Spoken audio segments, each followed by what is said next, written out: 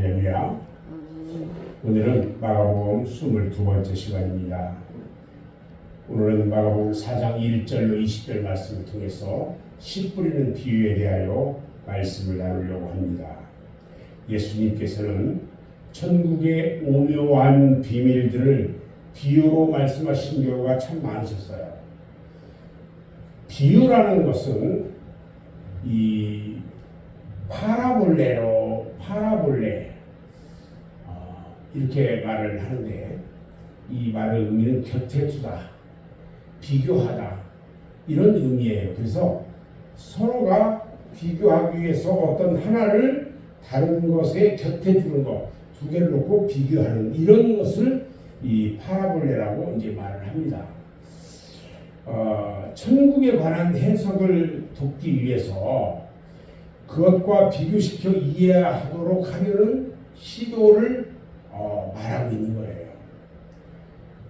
우리는 성경에 나타난 이 비유를 비유로서 해석하지 못했을 때에 진리에서 이탈하는 경우도 생기기 때문에 비유를 해석함에 있어서 비유에서 명백하게 제시하고 있는 특징을 무시하면 안 된다는 거예요. 그리고 그 비유 자체에 중점을 두어서 그 하나하나에 걸쳐가지고 세세한 부분에 이르기까지 중요한 의미를 주려고 시도해서도 안 된다는 거예요. 예수님이 말씀하신 씨 뿌리는 자의 비유는요, 전도자들이 복음을 전할 때에 그 복음이 각 사람에게 어떻게 받아들여지는가에 대해서 그 과정이 설명되고 있는 거예요. 자, 씨 뿌리는 자, 씨를 뿌리는 자, 예수님이요, 복음을 전하시기 위해서 배에 올랐습니다. 그리고 바다에 떠서 거기 자리에 딱 앉으셔서 온 무리들, 밖에 있는 온 무리들 그들에게 이야기해요. 예수님은 그 배에서 말씀하시는데 밖에 있는 모든 사람들이 그 얘기를 집중해서 지금 듣고 있어요. 예수님이 그들에게 씨 뿌리는 비유를 가르치시는데 뭐라고 하세요? 들어라 이래요. 들어라. 내가 이야기하는 것도 지금부터 다 잘 들어라 이 말을 해요. 우리가요, 씨 뿌리는 비유를 이야기할 때 씨는 뭐냐면, 씨는 하나님의 말씀을 가리키고 있는 거예요. 씨에는 무한한 생명력이 잠재해 있기 때문에 무한한 생명의 능력을 나타내는 하나님 말씀으로 비유된다는 이것은 매우 합당하다는 거예요. 씨는 열매를 맺어요. 그렇기 때문에 하나님의 말씀에 합당한 비유가 된다는 거죠. 하나님의 말씀은 반드시 열매를 맺습니다. 하나님의 말씀이 사람의 마음속에 들어가면 말씀의 열매를 맺는 거예요. 씨는요, 뿌려야 자라라고 결실을 얻을 수가 있어요. 이처럼 하나님의 말씀도 사람의 마음속에 뿌려져야 구원하시는 하나님의 능력의 역사가 나타나는 것입니다. 씨는 뿌리는 사람이 있어야 돼요. 씨를 뿌리는 자가 뿌리러 나가서 이렇게 말합니다. 이 말씀에 대해서 오늘 14절에 대해서 14절에 보면 뿌리는 자는 말씀을 뿌리는 것이라 이렇게 설명해요. 우리 주님은요, 이 씨를 뿌려야 할 사람을 어느 계층에 있는 사람으로 국한시키지 않았어요. 모든 성령받은 모든 그리스도인들에게 명령한 거예요. 성령받은 우리는 그래서 씨를 뿌려야 돼요. 말씀, 복음을 전할 책임이 있다는 거예요. 우리 주님은 이 씨를 뿌려야 할 사람을 어느 계층만의 사람으로 국한시키지 않았다는 거죠. 성령받은 모든 그리스도는 다 이 명령에 복종하고 수행해야 된다는 거예요. 그래서 사도 바울은 이 씨 뿌리는 자의 축복에 대해서 로마서 10장 13절로 15절에 보면 참 아름다운 표현을 해요. 누구든지 주의 이름을 부르는 자는 구원을 얻으리라. 그런즉 저희가 믿지 아니하는 일을 어찌 부르리요? 듣지도 못한 이를 어찌 믿으리요? 전파하는 자가 없어 어찌 들으리요? 보내심을 받지 아니하였으면 어찌 전파하리요? 기록된 바 아름답도다. 좋은 소식을 전하는 자들의 발이요.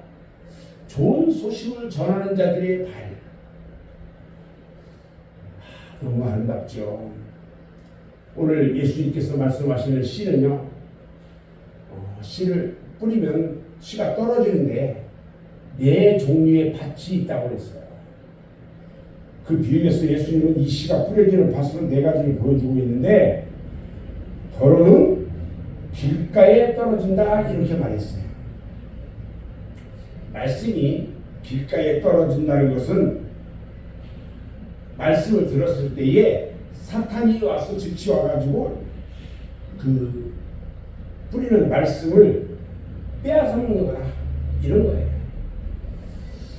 길가는 열매를 맺기 위해서 마련해 놓은 밭이 아니다는 거죠. 그저 단단한 땅이에요. 길가는.